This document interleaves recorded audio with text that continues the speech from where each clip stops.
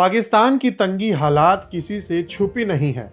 दुनिया जानती है कि आतंक को बढ़ावा देने वाले ये देश दूसरे देशों के कर्ज पर कितना निर्भर है। ऐसे में पाकिस्तान के प्रधानमंत्री शहबाज शरीफ ने इस्लामाबाद में पाकिस्तान के टॉप एक्सपर्ट्स को संबोधित करते हुए ये स्वीकार किया है कि देश की बदहाल आर्थिक स्थिति के कारण उन्हें और फील्ड मार्शल असीम मुनीर को दोस्त देशों के सामने भीख मांगनी पड़ी। साफ शब्दों में उसने कहा है कि वित्तीय संकट इतना गहरा था कि उन्हें बार बार विदेशी दौरे पर जाकर कर्ज मांगना पड़ा। शहबाज शरीफ ने बताया कि IMF कार्यक्रम बचाने और बाहरी कर्जों के अंतर को भरने के लिए वो चुपचाप कई देशों के पास गए और झुके सिर से मदद की गुहार लगानी पड़ी। उन्होंने ये भी माना कि कर्ज लेने की शर्तों कई बार अनुचित होती थी और ऐसे में पाकिस्तान को अपनी प्रतिष्ठा से समझौता भी करना पड़ता था। शहबाज शरीफ ने भावुक होते हुए कहा कि मैं आपको कैसे बताऊं कि हमने किन किन दोस्त मुल्कों के दर पर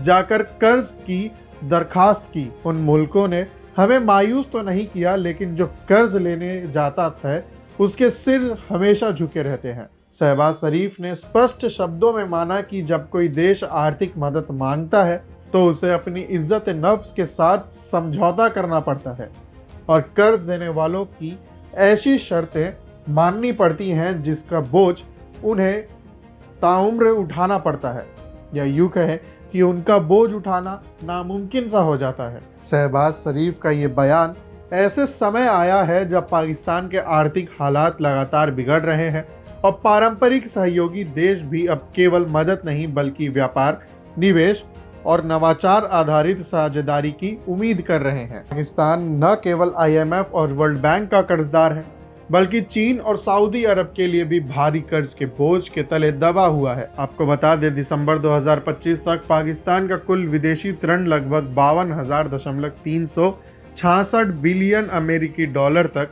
पहुंच चुका है। सुने शहबाज शरीफ का वो पूरा बयान। जहाँ पर मैंने बिल्कुल ठोस हक़ाइक़ आपकी खिदमत में अर्ज़ किए हैं, कुछ तल्ख़ हक़ाइक़ भी आपकी खिदमत में अर्ज़ करना चाहता हूँ। और माइंड ना कीजिएगा कि हम एक like we are sitting like a family here, और हमें बिल्कुल एक साफ बात हमें एक दूसरे के साथ करनी चाहिए।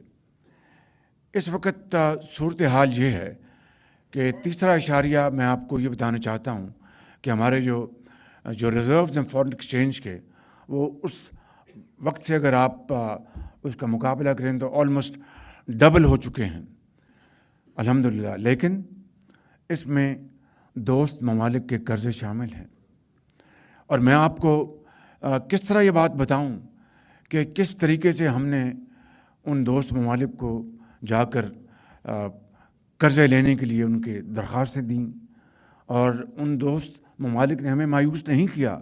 लेकिन आप जानते हैं कि जो कर्ज़ लेने जाता है उसका सर झुका हुआ होता है, और फिर उसके बाद जो ऑब्लिगेशंस आती हैं वो आपको उसका अच्छी तरह इल्म है।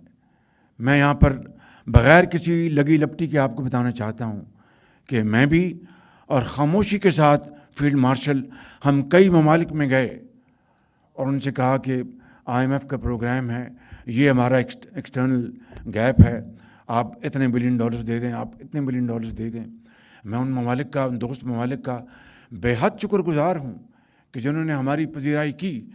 लेकिन आप जानते हैं कि जब कोई किसी से मांगने जाता है तो अपनी इज़्ज़त नफ्स के ऊपर वो उसकी कीमत उसको चुकानी पड़ती है, कॉम्प्रोमाइज़ करना पड़ता है, और फिर बाद में कोई ऐसा कहीं से ख्वाहिश आ जाए तो उस ख्वाहिश को वो कितनी भी वो उसको इम्प्लीमेंट करने का कोई जवाज़ ना हो, आप उसका बोझ लेते हैं। तो मैं समझता हूँ कि ये वो हालात हैं जिनसे हम गुज़रे।